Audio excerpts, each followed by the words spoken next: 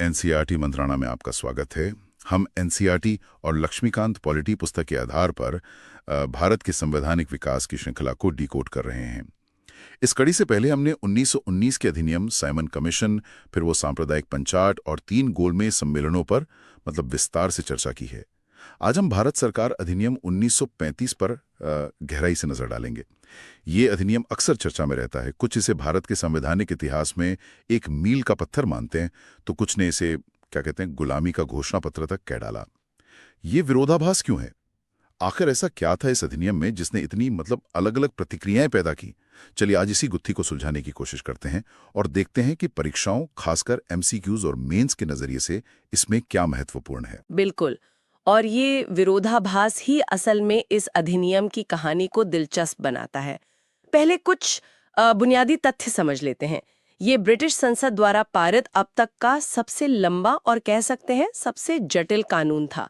सोचिए, इसमें 321 धाराएं थीं और 10 अनुसूचियां थीं।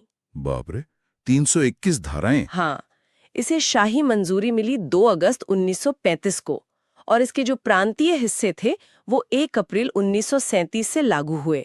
इसकी पृष्ठभूमि भी उतनी ही जटिल थी। जैसा आपने कहा, ये कई चीजों का नतीजा था। एक तो भारत में स्वशासन की मांग लगातार बढ़ रही थी। हाँ। फिर 1919 के एक्ट के अपने अनुभव थे, मिले जुले।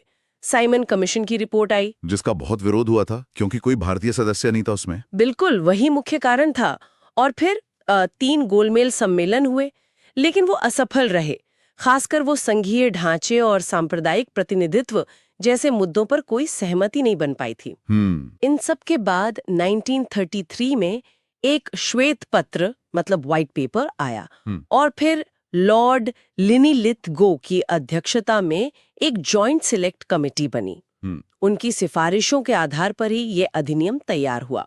अच्छा, तो इसका मतलब ये हुआ कि ये अधिनियम कई दबावों और अलग-अलग विचारों का एक मिश्रण था। इसका मुख्य उद्देश्य क्या रखा गया था फिर? देखिए, मुख्य उद्देश्य तो एक अखिल भारतीय संघ यानी ऑल इंडिया फेडरेशन बनाना था, जिसमें ब्रिटिश भारत के प्रांत और जो देसी रियासतें थी वो दोनों शामिल हों। हालांकि ये ध्यान रखना जरूरी है कि महत्वपूर्ण शक्तियों पर ब्रिटिश नियंत्रण बना रहा। और एक दिलचस्प बात यह है, जैसा मैंने पहले इशारा किया, कि ये प्रस्तावित संघ कभी हकीकत बन ही नहीं पाया। अच्छा, तो संघ का सपना अधूरा रह गया। क्यों? ऐसा क्यों हुआ? और इसके प्रावधान क्या थे जो इसे इतना महत्वपूर्ण बनाते हैं, भले ही ये पूरी तरह लागू न हुआ हो? हाँ, संघ न बन पाने की मुख्य वजह थी देसी रियासतों का इसमें शामिल होने से हिचकिचाना। प्रावधान ये था कि संघ में जो 11 ब्रिटिश प्रांत थे उनका शामिल होना तो अनिवार्य था। ठीक है। लेकिन 600 से ज्यादा जो रियासतें थीं उनके लिए ये स्वैच्छिक था, वॉलंटरी। शर्त ये थी कि कम से कम उतनी रियासतें शामिल होने के लिए तैयार हों जिनकी कुल आबादी सभी रियासतों की आबादी का कम से कम आधा हो और जिन्हें प्रस्तावित संघीय उच्च सदन यानी राज्य परिषद में कम से कम आधी सीटें मिली हों। काफी जटिल शर्त थी ये तो। हाँ, और रियासतों को एक अधिमिलन पत्र या इंस्ट्रूमेंट ऑफ एक्सेशन पर हस्ताक्षर करके शामिल होना था।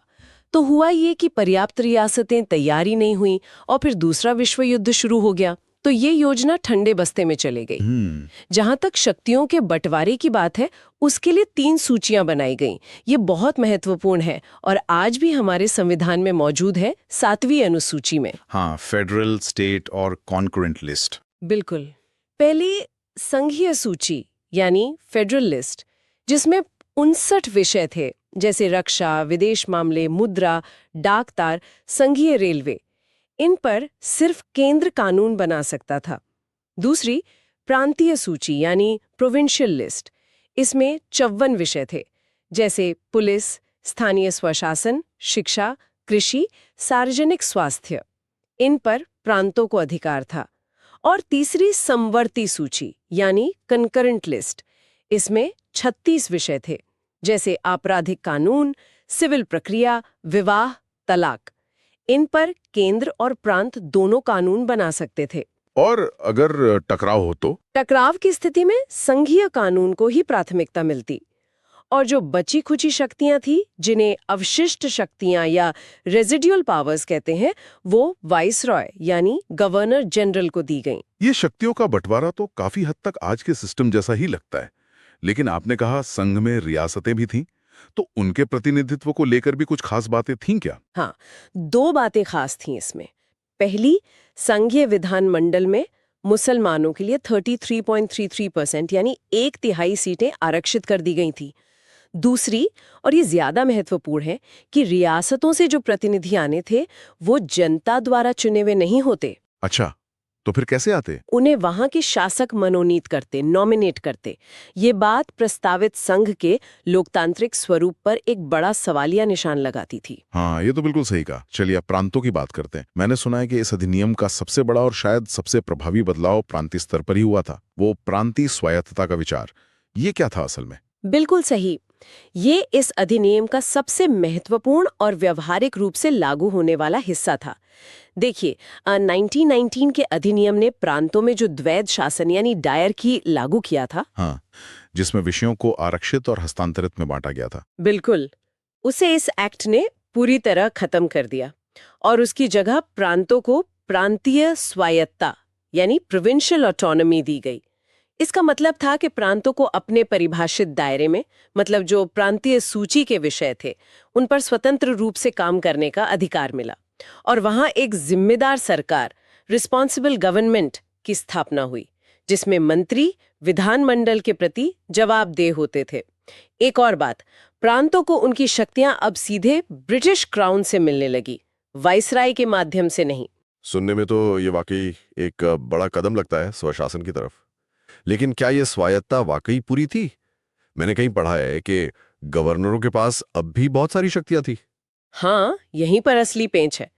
सैद्धांतिक रूप से तो स्वायत्तता दे दी गई, लेकिन गवर्नरों को कुछ विशेष जिम्मेदारियां, स्पेशल रिस्पॉन्सिबिलिटीज दी गई थीं, जैसे अल्पसंख्यकों के हितों की रक्षा करना, सरकारी कर्मचारियों के अधिकारों की सुरक्षा, ब्रिटिश व्यापारिक हितों की देखभाल और प्रांत में शांति बनाए रखना वगैरह। इन जिम्मेदारियों को निभाने के लिए और कुछ अन्य विवेकाधीन शक्तियां, डिस्क्रेशनरी पावर्स के तहत गवर्नर मंत्रियों की सलाह को अनदेखा कर सकते थे। वो उनके फैसलों को पलट सकते थे, अध्यादेश जारी कर सकते थे और सबसे महत्वपूर्ण, अगर उन्हें लगता कि प्रांत का शासन संविधान के अनुसार नहीं चल सकता, तो धारा 93 सेक्शन 93 के तहत वो पूरा प्रशासन सीधे अपने हाथ में ले सकते थे। धारा 93, ये तो कुछ जानी पहचानी सी लग रही है। क्या इसका संबंध हमारे आज के संविधान के अनुच्छेद 356 यानी राष्ट्रपति शासन से है? आप बिल्कुल सही कह रहे हैं। धारा 93 को ही भारतीय संविधान के अनुच्छेद 356 का पूर्ववर्ती माना जाता है। तो आप देख सकते हैं कि प्रांतीय स्वायत्तता कागजों पर जितनी आकर्षक लगती थी, व्यवहार में उतनी निरंकुश नहीं थी। गवर्नर के पास हस्तक्षेप करने की काफी शक्तियां थीं। सही। एक और महत्वपूर्ण बात, 6 बड़े प्रांतों मद्रास, बॉम्बे, बंगाल, संयुक्त प्रांत, यूनाइटेड प्रोविंसेस, बिहार और असम में द्विसदनीय विधायिका यानी बाय कैमरल लेजिस्लेचर्स बनाई गई। मतलब एक विधान परिषद, लेजिस्लेटिव काउंसिल, उच्च सदन, और एक विधानसभा, लेजिस्लेटिव असेंबली, निम्न सदन। और बाकी प्रांतों में? बाकी 5 प्रांतों में एक ही सदन था, यूनिकैमरल। और ये ध्यान देने लायक है कि प्रांतीय विधानसभाओं के सभी सदस्य सीधे जनता द्वारा चुने जाते थे, डायरेक्टली इलेक्टेड। अच्छा। और ये प्रांतीय स्वायत्तता वाली व्यवस्था कब तक चली फिर? ये प्रांतीय स्वायत्तता 1 अप्रैल 1937 से लागू हुई। 1937 में चुनाव हुए और 11 में से 8 प्रांतों में कांग्रेस ने सरकार बनाई। ये सरकारें करीब 2 साल चली, 1939 तक। फिर जब दूसरा विश्व युद्ध शुरू हुआ और भारत को बिना पूछे युद्ध में शामिल कर दिया गया। हाँ बिल्कुल, तो कांग्रेस मंत्रिमंडलों ने इसके विरोध में इस्तीफा दे दिया और उसके बाद उन प्रांतों में गवर्नरों ने धारा 93 का इस्तेमाल करके सीधा शासन लागू कर दिया। ये तो बड़ी विडंबना है। प्रांतों में द्वैध शासन खत्म किया, लेकिन केंद्र में उसे लाने का प्रस्ताव कर दिया। ये कैसे हुआ? हाँ, ये इस अधिनियम का एक और कह सकते हैं विरोधाभासी पहलू था। हालांकि ये कभी लागू नहीं हो पाया क्योंकि वो संघ ही नहीं बन सका। हाँ, वो तो है। लेकिन योजना यही थी। केंद्र में जो संघीय विषय थे उन्हें 2 हिस्सों में बांटा जाना था, आरक्षित, रिजर्व्ड, और हस्तांतरित, ट्रांसफर्ड। आरक्षित विषय जैसे रक्षा, विदेश मामले, धार्मिक मामले और कबायली इलाके, ये सीधे गवर्नर जनरल के नियंत्रण में रहने थे। वो इन्हें अपने द्वारा नियुक्त अधिकतम 3 कार्यकारी पार्षदों, एग्जीक्यूटिव काउंसिलर्स की मदद से चलाते। और ये पार्षद विधानमंडल के प्रति जवाबदेह नहीं थे। अच्छा, मतलब सीधे वाइसराय के कंट्रोल में। हाँ, और बाकी सभी विषय हस्तांतरित श्रेणी में थे। इन्हें गवर्नर जनरल को मंत्रियों की सलाह पर चलाना था। मंत्रियों की संख्या अधिकतम 10 हो सकती थी और उन्हें विधानमंडल के प्रति जिम्मेदार होना था। लेकिन यहाँ भी गवर्नर जनरल के पास वीटो पावर थी, अध्यादेश जारी करने की शक्ति थी और अपनी विशेष जिम्मेदारियों के नाम पर वो हस्तांतरित विषयों में भी दखल दे सकते थे। यानी यहाँ भी असली पावर गवर्नर जनरल के पास ही थी। बिल्कुल। कोई भी वित्त विधेयक उनकी मंजूरी के बिना पेश नहीं हो सकता था। तो संक्षेप में केंद्र में भी वास्तविक शक्ति गवर्नर जनरल के हाथों में ही केंद्रित रहती, अगर ये लागू होता तो। अब बात करते हैं मताधिकार की, वोट देने का अधिकार। क्या इस अधिनियम से आम लोगों की राजनीतिक भागीदारी में कोई इजाफा हुआ? हाँ, ये एक सकारात्मक पहलू कहा जा सकता है। मताधिकार का दायरा काफी बढ़ाया गया। 1919 के अधिनियम के तहत जहां मतलब करीब 50 से 70 लाख लोग वोट दे सकते थे, वहीं 1935 के अधिनियम ने ये संख्या बढ़ाकर लगभग 3.5 करोड़ से 7.5 करोड़ कर दी। अरे वाह, ये तो काफी बड़ा उछाल है। हाँ, ये उस समय की ब्रिटिश भारत की कुल आबादी का करीब 10 से 14% था। और प्रांतीय विधानसभाओं के लिए सीधे चुनाव होते थे, डायरेक्ट इलेक्शंस। सुनने में तो ये बहुत अच्छा लगता है, लेकिन क्या प्रतिनिधित्व के तरीके में भी कोई बदलाव आया? खासकर वो जो पृथक निर्वाचक मंडल, सेपरेट इलेक्टोरेट्स वाली विवादास्पद व्यवस्था थी, उसका क्या हुआ? दुर्भाग्य से वो व्यवस्था न केवल जारी रही, बल्कि उसका और विस्तार कर दिया गया। ओहो, मतलब और ज्यादा विभाजन? हाँ, 1932 का जो कुख्यात सांप्रदायिक पंचाट था, कम्युनल अवार्ड, और उसके बाद जो पूना पैक्ट हुआ, उसी के आधार पर दलित वर्गों, जिन्हें तब डिप्रेस्ड क्लासेस या अनुसूचित जातियां कहा गया, उनके लिए, महिलाओं के लिए और मजदूरों के लिए भी पृथक या आरक्षित निर्वाचन की व्यवस्था लागू कर दी गई। महिलाओं के लिए विधानमंडलों में सीटें तो आरक्षित हुईं और उन्हें वोट देने का अधिकार भी मिला, लेकिन शायद कुछ शर्तों के साथ हो रहा था। लेकिन दूसरी तरफ समाज को धर्म, जाति और वर्ग के आधार पर बांटने वाली व्यवस्था और मजबूत होती जा रही थी। ये तो वाकई चिंताजनक बात है। अच्छा, अब जो केंद्रीय विधानमंडल प्रस्तावित था, उसकी संरचना कैसी थी? क्या वो आज की संसद जैसा कुछ था? प्रस्तावित केंद्रीय विधानमंडल भी द्विसदनीय था, बाइकैमरल। उच्च सदन को राज्य परिषद, काउंसिल ऑफ स्टेट्स कहा गया, और निम्न सदन को संघीय सभा, फेडरल असेंबली। ठीक है। राज्य परिषद एक स्थायी सदन था, परमानेंट बॉडी, जैसे आज राज्यसभा है। उसके 1/3 सदस्य हर 3 साल में रिटायर होते थे। इसमें कुल 260 सदस्य होने थे, 156 ब्रिटिश भारत से जो परोक्ष रूप से चुने जाते, और अधिकतम 104 रियासतों से। और रियासतों वाले फिर से मनोनीत? हाँ, जिन्हें शासक मनोनीत करते। और निम्न सदन, संघीय सभा। संघीय सभा का कार्यकाल 5 साल का होता।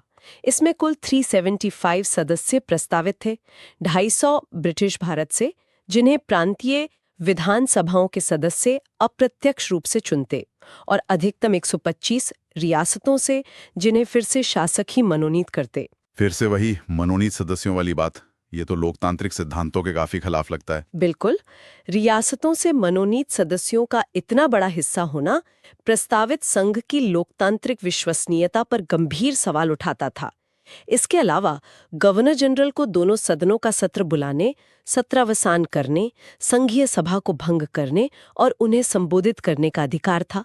विधेयकों पर उनकी वीटो शक्ति और दूसरी व्यापक शक्तियां तो थीं ही। समझ गया। अब इस अधिनियम ने कुछ स्थायी संस्थाओं की भी नींव रखी, जिनका असर आज भी हम देखते हैं। हाँ, कई महत्वपूर्ण संस्थाएं इसी अधिनियम की देन हैं, जो आज भी हमारी व्यवस्था का हिस्सा हैं।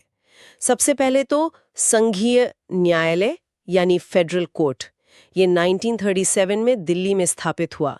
इसमें एक मुख्य न्यायाधीश और अधिकतम 6 अन्य न्यायाधीश होते थे।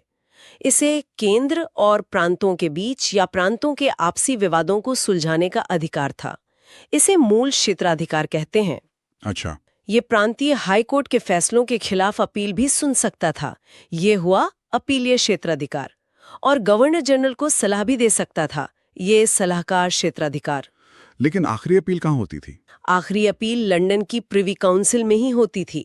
पर हाँ, यही संघीय न्यायालय आगे चलकर भारत का सर्वोच्च न्यायालय यानी सुप्रीम कोर्ट ऑफ इंडिया बना। ये बहुत महत्वपूर्ण है। और क्या बना? दूसरा, भारत परिषद का अंत, abolition of council of India. 1858 से जो भारत सचिव की सलाहकार परिषद चली आ रही थी, उसे खत्म कर दिया गया। उसकी जगह 3 से 6 सलाहकारों की एक टीम बनाई गई। इससे भारत सचिव की शक्तियों में थोड़ी कमी आई। ठीक है। तीसरा और बहुत महत्वपूर्ण, भारतीय रिजर्व बैंक आरबीआई देश की मुद्रा और साख यानी करेंसी एंड क्रेडिट को नियंत्रित करने के लिए 1 अप्रैल 1935 को आरबीआई की स्थापना हुई। आज भी ये हमारी अर्थव्यवस्था की रीढ़ है। बिल्कुल। हालांकि उस समय गवर्नर की नियुक्ति गवर्नर जनरल द्वारा होती थी, जिससे मौद्रिक नीति पर ब्रिटिश नियंत्रण बना रहा। चौथा, लोक सेवा आयोग, पब्लिक सर्विस कमीशंस। न केवल एक संघीय लोक सेवा आयोग फेडरल पीएससी, बल्कि हर प्रांत के लिए प्रांतीय लोक सेवा आयोग प्रोविंशियल पीएससी भी बना, और अगर जरूरत हो तो 2 या अधिक प्रांतों के लिए संयुक्त लोक सेवा आयोग जॉइंट पीएससी बनाने का भी प्रावधान किया गया। अच्छा, मतलब यूपीएससी और स्टेट पीएससीज की नींव यहीं पड़ी। हाँ, कह सकते हैं। फिर प्रांतों का पुनर्गठन भी हुआ। सिंध को बॉम्बे से अलग करके नया प्रांत बनाया गया। बिहार और उड़ीसा को भी अलग अलग प्रांत बना दिया गया।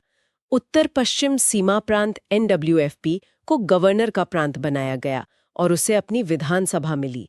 कुल मिलाकर 11 गवर्नर प्रांत हो गए। और कुछ इलाके भारत से अलग भी हुए थे। हाँ, बर्मा, आज का म्यांमार, को 1937 में भारत से पूरी तरह अलग कर दिया गया। अदन को भी भारत से अलग करके एक क्राउन कॉलोनी बना दिया गया। और एक और संस्था थी, संघीय रेलवे प्राधिकरण, फेडरल रेलवे अथॉरिटी। रेलवे के प्रबंधन के लिए 7 सदस्यों वाली ये संस्था बनी, जो सीधे गवर्नर जनरल को रिपोर्ट करती थी। इसका क्या उद्देश्य था? एक मकसद तो प्रबंधन था, लेकिन एक छुपा हुआ मकसद रेलवे में लगे भारी ब्रिटिश निवेश की सुरक्षा करना भी था। समझ गया। तो कुल मिलाकर देखें, इस अधिनियम ने भारतीय प्रशासन और संस्थागत ढांचे पर बहुत गहरा असर डाला।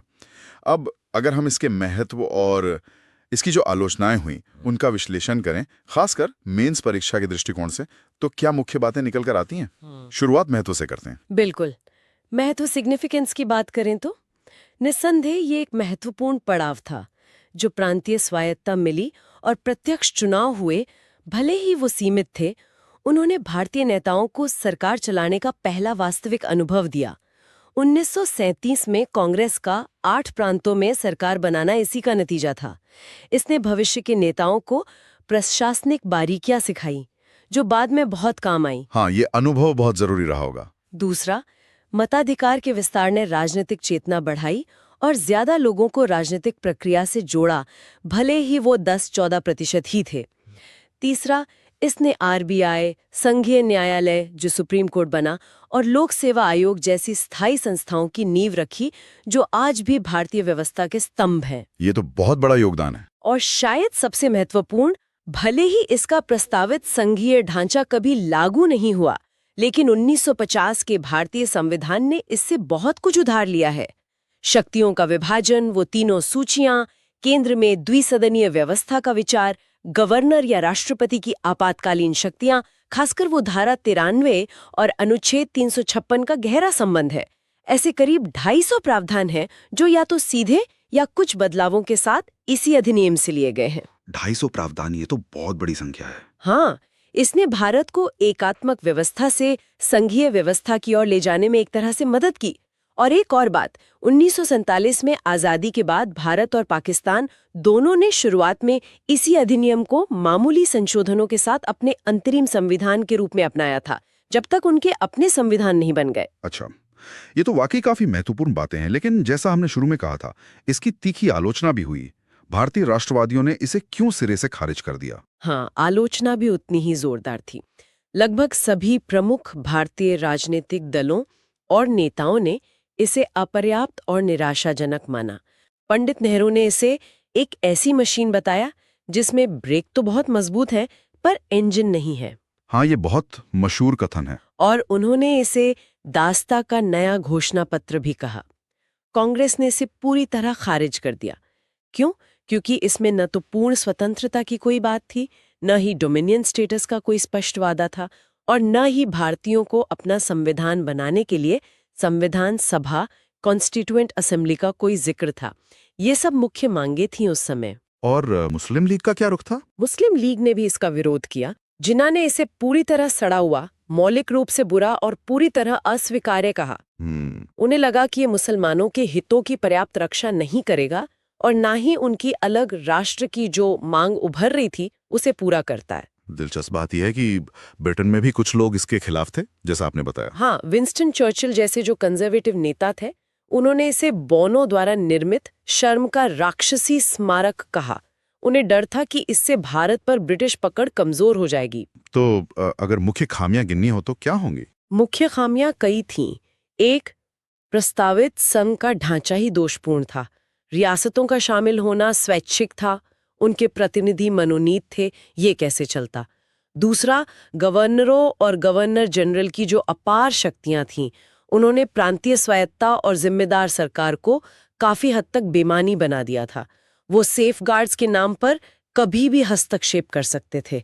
तीसरा, पृथक निर्वाचक मंडलों ने फूट डालो और राज करो की नीति को और बढ़ावा दिया, जिसने आगे चलकर विभाजन में भूमिका निभाई। चौथा, इसमें नागरिकों के मौलिक अधिकारों, बिल ऑफ राइट्स का कोई प्रावधान नहीं था। हाँ, ये बड़ी कमी थी। पांचवा, 1919 के अधिनियम की तरह इसमें कोई प्रस्तावना नहीं थी जो भारत के अंतिम लक्ष्य जैसे डोमिनियन स्टेटस को स्पष्ट करती। अस्पष्टता बनी रही। छठा, इसे बदलना बहुत मुश्किल था। संशोधन का अधिकार सिर्फ ब्रिटिश संसद के पास था, भारतीय इसमें कुछ नहीं कर सकते थे। और आखिर में रक्षा, विदेश, वित्त, सिविल सेवा जैसे सभी महत्वपूर्ण क्षेत्रों पर ब्रिटिश नियंत्रण पूरी तरह से बरकरार था। तो संक्षेप में कहें तो ये स्वशासन की दिशा में एक कदम जरूर था, पर सत्ता की चाबी अभी भी लंदन के पास ही थी। असली संप्रभुता नहीं दी गई थी। बहुत बढ़िया विश्लेषण। अब जो साथी परीक्षाओं की तैयारी कर रहे हैं, उनके लिए क्या हम मुख्य तथ्यों और विश्लेषणात्मक बिंदुओं को एक बार फिर संक्षेप में दोहरा सकते हैं ताकि नोट्स बनाने में आसानी हो? जरूर। चलिए पहले कुछ मुख्य तथ्य देख लेते हैं जो प्रीलिम्स या एमसीक्यूज के लिए उपयोगी हो सकते हैं। मुख्य तथ्य प्रीलिम्स एमसीक्यूज के लिए। तिथियां याद रखें। शाही स्वीकृति 2 अगस्त 1935, प्रांतीय भाग लागू 1 अप्रैल 1937, भारत में निरस्त 26 जनवरी 1950। संरचना 321 धाराएं, 10 अनुसूचियां, ब्रिटिश संसद का सबसे लंबा अधिनियम। सूचियां संघीय 59 विषय, प्रांतीय 54 विषय, समवर्ती 36 विषय। अवशिष्ट शक्तियां किसके पास थीं? वायसरॉय के पास। सूचियां संस्थाएं कौन सी बनी? आरबीआई 1935, संघीय न्यायालय 1937, पीएससीज संघीय प्रांतीय संयुक्त, संघीय रेलवे प्राधिकरण। क्षेत्रीय बदलाव, नए प्रांत सिंध, उड़ीसा। एनडब्ल्यूएफपी गवर्नर प्रांत बना। कुल 11 गवर्नर प्रांत। कौन से इलाके अलग हुए? बर्मा और अदन। मताधिकार कितना बढ़ा? लगभग 3.5 से 7.5 करोड़ तक। आबादी का 10 से 14%। द्वैध शासन कहाँ खत्म हुआ? प्रांतों में। कहाँ प्रस्तावित था? केंद्र में, पर लागू नहीं हुआ। द्विसदनीयता कहाँ प्रस्तावित थी? केंद्र में, राज्य परिषद, संघीय सभा। और कितने प्रांतों में लागू हुई? 6 प्रांतों में। द्विसदनीयता किसका अंत हुआ? भारत परिषद का अंत। ये बहुत उपयोगी रहेगा। और मेंस के लिए विश्लेषणात्मक बिंदु। हाँ, विश्लेषणात्मक बिंदु मेंस के लिए। प्रांतीय स्वायत्तता का वास्तविक स्वरूप क्या था? गवर्नर की विशेष जिम्मेदारियों और विवेकाधीन शक्तियों, खासकर धारा 93 के संदर्भ में इसका मूल्यांकन करें। क्या ये सच्ची स्वायत्तता थी? अखिल भारतीय संघ क्यों विफल हुआ? रियासतों की अनिच्छा, मनोनीत सदस्य। इसका वैचारिक महत्व क्या था? केंद्र में द्वैध शासन का विचार क्यों लाया गया जबकि प्रांतों से हटाया गया? ये विरोधाभास क्यों? महत्व, भारतीय नेताओं को मिला प्रशासनिक अनुभव, स्थायी संस्थाओं की नींव, आरबीआई, सुप्रीम कोर्ट, पीएससीज, भारतीय संविधान का प्रमुख स्रोत, संघीय ढांचा, सूचियां, आपातकालीन प्रावधान, धारा 93 और अनुच्छेद 356 की तुलना जरूर करें। आलोचना, संप्रभुता का अभाव क्यों था? राष्ट्रवादियों ने क्यों अस्वीकार किया? गुलामी का घोषणा पत्र जैसी टिप्पणियां। सांप्रदायिकता को कैसे बढ़ावा मिला? अत्यधिक ब्रिटिश नियंत्रण, सेफगार्ड्स, डोमिनियन स्टेटस पर अस्पष्टता, मौलिक अधिकारों का न होना, 1919 अधिनियम से इसकी तुलना करें, द्वैध शासन का क्या हुआ, मताधिकार में क्या अंतर आया आदि। समग्र मूल्यांकन, क्या यह स्वतंत्रता की ओर एक त्रुटिपूर्ण लेकिन महत्वपूर्ण कदम था? ब्रिटिश इरादे क्या थे? क्या वे सच में नियंत्रण छोड़ना चाहते थे या बस बढ़ते दबाव को कम करने की कोशिश कर रहे थे? बेहतरीन। तो ये थी भारत सरकार अधिनियम 1935 पर हमारी विस्तृत और उम्मीद है उपयोगी चर्चा। ये साफ है कि ये अधिनियम विरोधाभासों से भरा था। एक तरफ इसने प्रांतीय स्वायत्तता और संस्थागत सुधारों के जरिए भविष्य के भारत की नींव रखी, तो दूसरी तरफ इसमें इतने नियंत्रण और कमियां थीं कि भारतीय राष्ट्रवादियों ने इसे पूरी तरह नकार दिया। शायद इसकी सबसे बड़ी विरासत यही है कि इसने दिखाया कि सीमित स्वशासन या आधा अधूरा सुधार काफी नहीं है, और इसने पूर्ण स्वतंत्रता की मांग को और मजबूत कर दिया। अगर आप एनसीईआरटी और लक्ष्मीकांत पॉलिटी पुस्तक पर आधारित पूरी भारतीय राज्य व्यवस्था को व्यवस्थित तरीके से कवर करना चाहते हैं, तो हमारी प्लेलिस्ट पर जरूर जाएं। वहां आपको भारतीय राज्य व्यवस्था की स्पष्ट और संरचित कवरेज मिलेगी, जो भारतीय राजनीति में आपकी पकड़ को निश्चित रूप से मजबूत बनाएगी। अगर आपको ये चर्चा पसंद आई तो कृपया इसे शेयर करें, हमारे चैनल को सब्सक्राइब करें और कमेंट करके हमें अपने विचार जरूर बताएं। इस कड़ी को लाइक करना ना भूलें। अगली कड़ी में फिर मिलेंगे एक नए विषय के साथ। धन्यवाद। धन्यवाद।